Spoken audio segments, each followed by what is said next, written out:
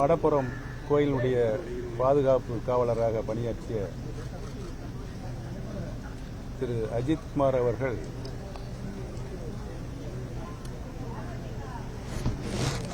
காவல்துறையினுடைய சட்டப்படி அவருடைய அதிகார வரம்புக்கு உட்பட்டு நடக்காமல் விசாரணை என்ற போர்வையில் மிகப்பெரிய கொடுமையான ஒரு அச்சுறுத்தலை கொலையை இங்கே நிகழ்த்திருக்கின்ற ஒரு துயர சம்பவம் நடைபெற்றிருக்கிறது. அதனால் அந்த இளைஞர் மரணமடைய வேண்டிய ஒரு துர்ப்பாக்கிய ஒரு சூழ்நிலை ஏற்பட்டிருக்கிறது என்று மருத்துவத்தினுடைய அறிக்கையின் வாயிலாக இன்றைக்கு உலகத்திற்கு அது வெளிச்சம் போட்டு காட்டப்பட்டிருக்கிறது. பொதுவாக விசாரணை மனிதாபிமான அடிப்படையில் அவர்கள் தருகின்ற வாக்குமூலத்தை பெற்று நீதிமன்றத்தில்தான் நீதி வழங்க வேண்டிய கடமையும் பொறுப்பும் இருக்கிறது சட்டப்படி. ஆனால் சட்டத்தை தன் கையில் எடுத்துக்கொண்டு காவல்துறை அத்துமீறி இருக்கின்ற செயலை அனைத்து இந்திய அண்ணா முன்னேற்ற கழகத்தினுடைய தொண்டர்கள் உரிமை மீட்பு குழுவின் சார்பாக எங்களுடைய கடும் கண்டனத்தை தெரிவித்து அஜித்குமாரை இழந்து வாடுகின்ற பெற்றோர்கள், உற்றார், உறவினர்கள், சகோதரர்கள் அனைவருக்கும் எங்களுடைய ஆழ்ந்த இரங்கலை தெரிவித்து அவருடைய துன்பங்களை நாங்களும் பங்கெடுத்துக் கொள்கிறோம் என்பதை தெரிவித்துக் கொள்கிறோம். தமிழக அரசுடைய நடவடிக்கை இன்றைக்கு தமிழகத்தில் சட்டம் ஒழுங்கு என்ன பாடுபட்டுக் கொண்டிருக்கிறது என்பதெல்லாம் உங்களுக்கு நன்றாகவே தெரியும். அதிகாரத்தில் இருப்பவர்கள் மீது இந்த மாதிரி காவலர்களே அத்துமீறி சட்டத்தின்படி நடக்காமல் இருப்பதும் மற்ற குற்றவாளிகளுக்கு இது ஒரு மிகப்பெரிய தைரியமாக இருப்பதும் தான் இன்றைக்கு தமிழகத்தில் நடைபெற்றுக் கொண்டிருக்கிறது. இந்த சூழ்நிலை மாறவில்லை என்றால் திமுக ஆட்சி அதனுடைய வீழ்ச்சியை உறுதியாக எட்டும் என்பதை தெரிவித்துள்ளது. அதிமுக, திமுக இந்த ரெண்டு கட்சிகளுக்கு ஆட்சியிலுமே இது போல சம்பவம் நடந்திருக்குது.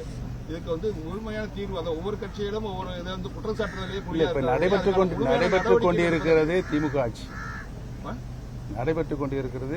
ரெண்டு ஆட்சியும் மாற்றி மாற்றி நடக்கும் போது இந்த மாதிரியான கேள்விக்கு நான் பதில் சொல்றேன். நான் பதில் சொல்லி முடிஞ்ச பிறகு நீங்க அடுத்த கேள்வி கேட்க. நடைபெற்றுக் கொண்டிருக்கிறது யார் ஆட்சி? திமுக ஆட்சி. இதயதவும் டாக்டர் புரட்சி தலைவி மாண்புமிகு அம்மா அவர்கள் சட்டத்தை தன் கையில் வைத்திருக்கின்ற நேரத்தில், காவல்துறையை தன் கையில் வைத்திருக்கின்ற நேரத்தில் எங்கு தவறு நடந்தாலும் அதை உடனடியாக தண்டிக்கின்ற ஆட்சியாகத்தான் மாண்புமிகு அம்மாவுடைய ஆட்சி இருந்தது என்பதை இன்றைக்கு மக்கள் தமிழகம் முழுவதும் மட்டுமல்ல இந்தியா முழுவதும் பேசிக் கொண்டிருக்கிறார்.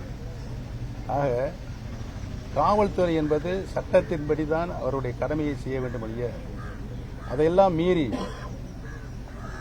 தன் எண்ணத்தின்படியோ அதை நடைமுறைப்படுத்த வேண்டும் என்று நினைத்தால் ஜனநாயகம் படுகொலிக்கு போய்க் கொண்டிருக்கின்றதான் அர்த்தம். விசாரணைக்கு பரிந்துரை பண்ணதை எப்படி சார் பாக்குறீங்க? சிபிஐ விசாரணைக்கு பரிந்துரை அது இருக்கின்ற ஒரு பதட்டமான சூழ்நிலையை தடுப்பதற்கு, மறைப்பதற்கு மாண்புமிகு முதலமைச்சர் அவர்கள் எடுத்துக்கொண்ட முயற்சி. சிபிஐ தாமதப்படுத்துது, ஒரு வழக்கினுடைய தன்மை தாமதப்படுத்துது. அதே சிபிசிஐடி உடனடியாக அதை தீர்ப்பு சொல்லிடுறாங்க. உதாரணத்துக்கு அண்ணா பல்கலைக்கழக அந்த விஷயத்தை உடனடியாக தீர்ப்பு கொடுத்தாங்க. ஆனா சாத்தான் குளத்திலிருந்து இன்னும் தீர்ப்பு வழங்கப்படவில்லை. அது சிபிசிஐடியுடைய சீக்கிரம் விரைவான நடவடிக்கை குற்ற வழக்காக இருந்தாலும் குற்ற நிகழ்வாக இருந்தாலும் குற்றவாளிகளை உடனடியாக விசாரித்து அவர்களை நீதிமன்றத்தில் ஆஜர்படுத்தி தன்னுடைய வாக்குகளில் திறமையால் அவர்களுடைய குற்றங்களை நிரூபித்து தண்டனை வாங்கி கொடுக்க வேண்டும் என்றுதான் எங்களுடைய கோரிக்கை. அது யார் ஆட்சியில் எப்படி நடந்தாலும் அதை கண்டிக்கத்தக்கது. மிகவும் துயர சம்பவம். அதிமுக ஒருங்கிணைமா சார், தலைமைச் செயலகத்திலிருந்து அடுத்ததுல இந்த ஒரு 9 நகருக்காக கொலை பண்ணியிருக்காங்கன்னு சொல்றாங்க. அந்த தலைமைச் செயலக அதிகாரி இது வழக்கு உள்ள போய்கிட்டு இருக்கு, விசாரணை நடந்துகிட்டு இருக்கு. அந்த வழக்கு இப்ப மருத்துவ அறிக்கை மட்டும் வந்திருக்கிறது. அஜித்குமார் பட்ட காயங்கள் மட்டும் வெளிப்பட்டு இருக்கிறது. 36 இடங்களுக்கு மேலாக அவருடைய உடம்பில் காயங்கள் ஏற்பட்டிருக்கிறது என்று மருத்துவத்துடைய அறிக்கையில் நிரூபிக்கப்பட்டிருக்கிறது. அதைத்தான் இப்பொழுது பேசிக் கொண்டிருக்கிறோம். விசாரணை உள்ளே நடைபெற்றுக் கொண்டே இருக்கிறது. அந்த விசாரணைக்கு உள்ளே நாம் போக தேவையில்லை. விசாரணை முடிவில் வந்தது குற்றவாளிகள் என்று நிரூபிக்கின்ற வகையில் அஜித் குமாருடைய காயங்கள் இருக்குது என்று மருத்துவ அறிக்கை கூறுகிறது. சார், தேர்தலுக்குள்ள ஒருங்கிணைந்த அதிமுக உருவாகுமா? உங்களுடைய அந்த நிலைப்பாடு எப்படி இருக்குது? நான் ஜோசியர் அல்ல. அனைத்து இந்திய அண்ணா முன்னேற்ற கழகத்தினுடைய தொண்டர்களின் உரிமையை பாதுகாப்புக்காக நாங்கள் இன்றைக்கு போராடி கொண்டிருக்கிறோம். இதை எதுவும் டாக்டர் புரட்சி தலைவர் இந்த இயக்கத்தை நிறுவிய போது கழகத்திற்கு வழிநடத்திச் செல்வதற்கு ஒரு கழக சட்ட விதியை உருவாக்கினார்கள். அந்த சட்ட விதியைத்தான் புரட்சித் தலைவர் எம்ஜிஆர் அவர்கள் அவருடைய ஆயுள் காலம் வரை நடைமுறைப்படுத்தினார்கள். புரட்சித் தலைவருக்கு பின்னால் மாண்புமிகு அம்மா அவர்கள் கழகத்தினுடைய பொதுச் செயலராக 30 ஆண்டு காலம் பணியாற்றி புரட்சித் தலைவர்கள் நடந்த வழியில்தான் கழகத்தை கட்டுக்கோப்பு இயக்கமாக, யாராலும் வெல்ல முடியாத இயக்கமாக மாண்புமிகு அம்மா அவர்கள் வழிநடத்தி சென்றார்கள், நிரூபித்தும் காட்டினார்கள் என்பதுதான் தமிழக மக்களுடைய கருத்து. அதோடு மட்டுமல்லாமல் தமிழக மக்கள், பெருவாரியான மக்கள் மாண்புமிகு அம்மா அவர்கள் மிகுந்த நம்பிக்கை வைத்திருந்தார்கள்.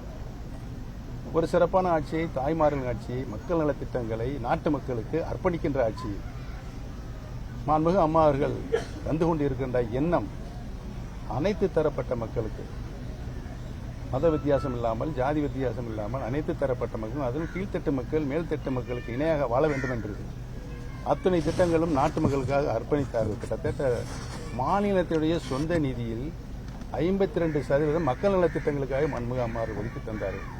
அந்த திட்டங்களை இன்றைக்கு என்ன ஆயிற்று என்று கண்டுபிடிக்க முடியாத நிலையில் இருக்கின்றார்கள் என்பதுதான் இன்றைக்கு நடக்கின்ற ஆட்சியுடைய அவல நிலை.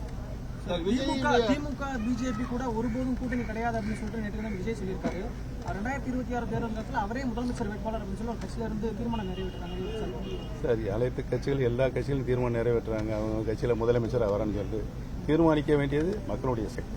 இந்திய கூட்டணியில நீங்க தொடர்றீங்களா? இந்திய கூட்டணியில நீங்க தொடர்றீங்களா? இன்று வரை நான் தொடர்ந்து கொண்டுதான் இருக்கிறேன். இந்திய கூட்டணியில் ஒரு அங்கமாகத்தான் நான் ராமநாதபுரத்தினுடைய நாடாளுமன்ற தேர்தலில் போட்டியிட்டேன். சுயேட்சை சின்னத்தில் போட்டியிட்டு என்னை தோற்கடிப்பதற்கு எவ்வாறான சூழ்ச்சிகள் அங்கே நடைபெற்றது என்பது உங்களுக்கு அனைவருக்கும் தெரியும்.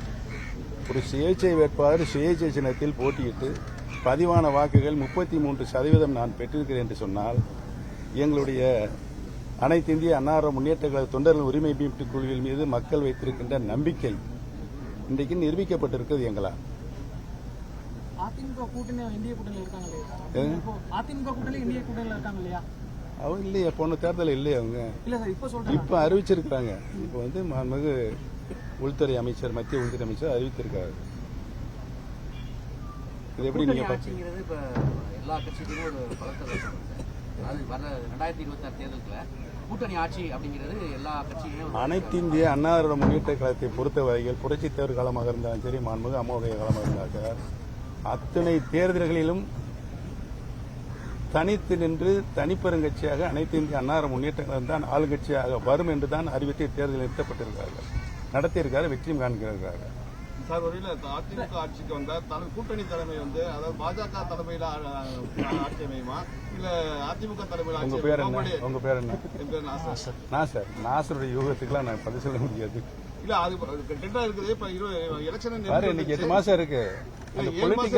அந்த பொலிட்டிக்கல் ட்ரெண்ட் எதை நோக்கி போய்கிட்டு இருக்கு, மக்களுடைய எண்ணங்கள் எப்படியெல்லாம் மாறுபட்டு வருகிறது என்பதை பார்த்துதான் உங்களுடைய கருத்துக்கு மக்களுடைய எண்ணங்கள் ஒரு மாதிரி இருந்தாலும் அரசியல் கட்சியுடைய எண்ணங்கள் மக்களுக்கு தெரியும். சில பேருக்கு இருக்கு. சில பேர் கூட்டணி பலத்தை நம்பி நிற்கிறார்கள். சில பேர் வேற காரணங்களால் நிறுத்தப்பட்டிருக்கிறார்கள். ஆனால் எங்களுடைய எண்ணம், கொள்கை, பறிக்கப்பட்ட அனைத்து இந்திய அண்ணா திராவிட தொண்டர்களின் உரிமை மீண்டும் அவர்களுக்கு வழங்கப்பட வேண்டும் என்பதுதான்.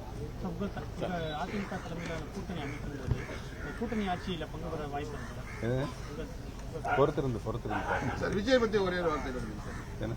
நான் ஏற்கனவே அன்பு சகோதரர் விஜயை பற்றி என்னுடைய கருத்தை நான் தெரிவித்திருக்கிறேன். அவர் இப்பொழுதுதான் அரசியல் ரீதியான கட்சி அறிவித்திருக்கிறார், தலைவராக இருக்கிறார். அவருடைய இலக்கு, நோக்கம், கொள்கை, கோட்பாடு எதை நோக்கி போய்கொண்டு இருக்கிறது என்பதை பார்த்துத்தான் அவருக்கு முழு கருத்தை என்னால் சொல்ல முடியும்.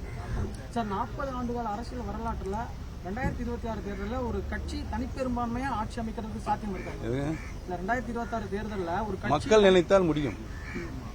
மக்கள் நினைத்தால், இதற்கு முன்னால் ஆண்டவர்கள் எப்படி ஆண்டார்கள், எந்த கட்சி எப்படி ஆண்டது, மக்களுக்கு திட்டங்களை கொண்டு சென்றது என்பதெல்லாம் தீர்மானித்து முடிவெடுக்க வேண்டியது மக்களுடைய சக்தி. அவர்கள் நினைத்தால் நடக்கும். எடப்பாடி பழனிசாமி தனிப்பெரும்பான்மை ஆட்சி அமைக்கிறேன்னு சொல்லி சொல்றாரு, அதெல்லாம் உங்க பங்கு இருக்குமா சார்? அவரத்தையும் கேட்கணும்.